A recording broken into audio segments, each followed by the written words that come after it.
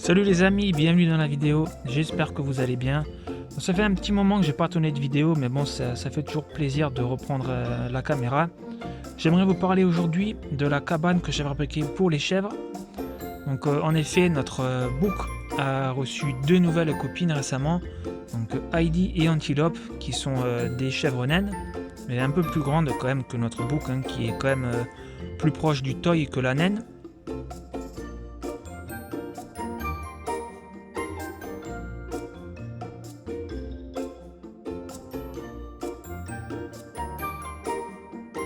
Les débuts étaient un petit peu rudes, il y avait quelques réglages au niveau de la hiérarchie à faire, donc ça se chamaillait un petit peu.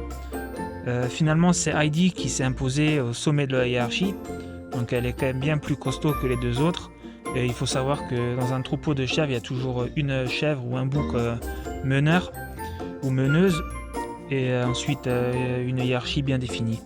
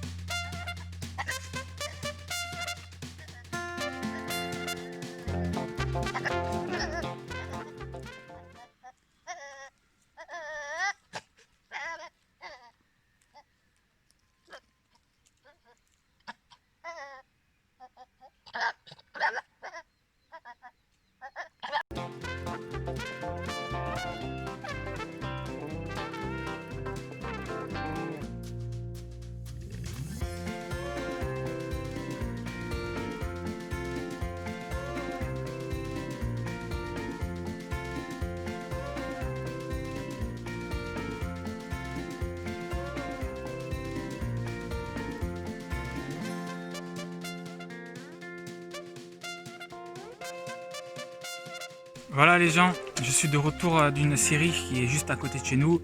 J'ai récupéré tout ça comme bois de voulige, à peu près 10 mètres carrés pour faire un enclos pour les chèvres.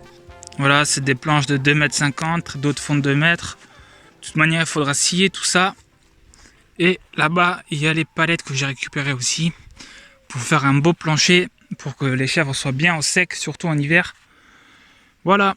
Alors, je suis en train de curer la mare avec la fourche, car la terre elle est vachement molle vu qu'il y a encore un petit peu d'eau. Et je prends cette terre pour égaliser là la surface pour ensuite faire le cabanon en chèvre dessus.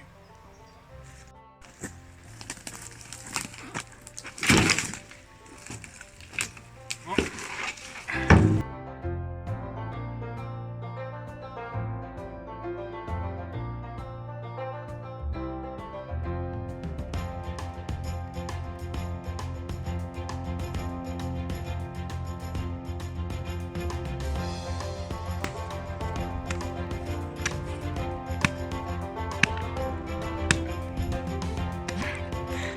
Koubé, à chaque fois que tu tapes, il secoue la tête et il cligne des yeux. Il fait trop rire ce bouc.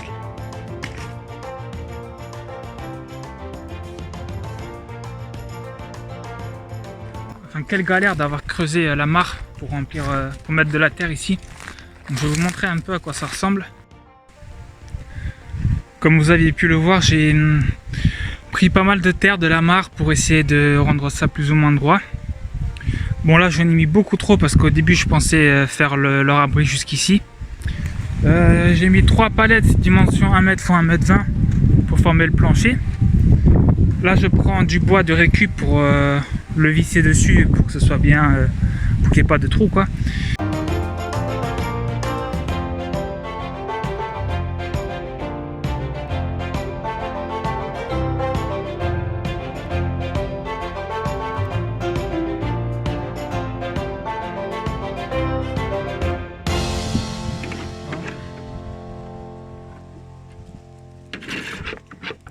Il faut que ça passe l'inspection du chef, Monsieur Houbé, au contrôle. Alors c'est bon ou pas? C'est bon chef? T'en dis quoi? Tu en dis quoi? Hein mon grand? Tu en dis quoi?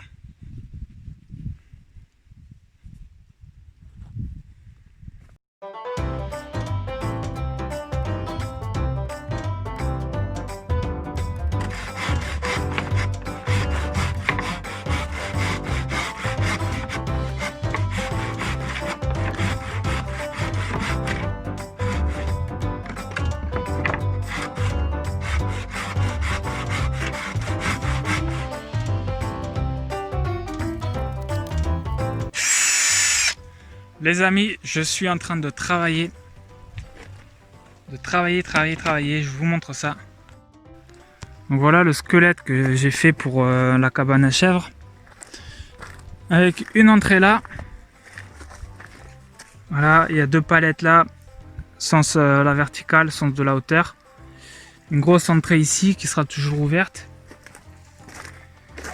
Et là, il y a leur surface. Voilà, plancher et des palettes là dans l'autre sens pour former les côtés et l'arrière, la façade arrière. Alors je vais juste aller là, vous montrer ça comme ça. Là j'ai commencé à visser du bois de voulige sur les palettes et je vais continuer en faisant tout le tour.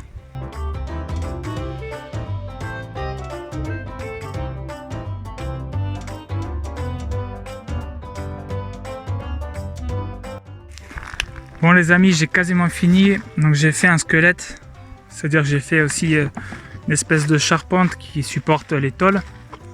Il me reste juste à les clouer, voilà. J'ai mis la paille, ils auront un nid bien douillet. Voilà. Voilà les amis, le résultat final. Il y a juste un truc que je regrette, c'est de ne pas avoir protégé le bois avec de l'huile de lin. Après, c'est pas grave non plus, car l'an prochain, lorsque les chèvres auront leur pré définitif, je compte leur faire un abri en pierre, je pense. Un abri qui sera bien plus haut encore, pour que je puisse rentrer dedans d'une manière à l'aise. À ce moment-là, je pourrais par exemple réutiliser le bois pour faire des carrés potagers, par exemple. Et si vous voulez suivre la suite des aventures de Oubé, Gazelle et Heidi, n'hésitez pas à vous abonner. N'hésitez pas non plus à lâcher un gros pouce bleu si la vidéo vous a plu. Moi, j'ai kiffé réaliser cette vidéo pour vous. Je vous dis à bientôt. Ciao tout le monde.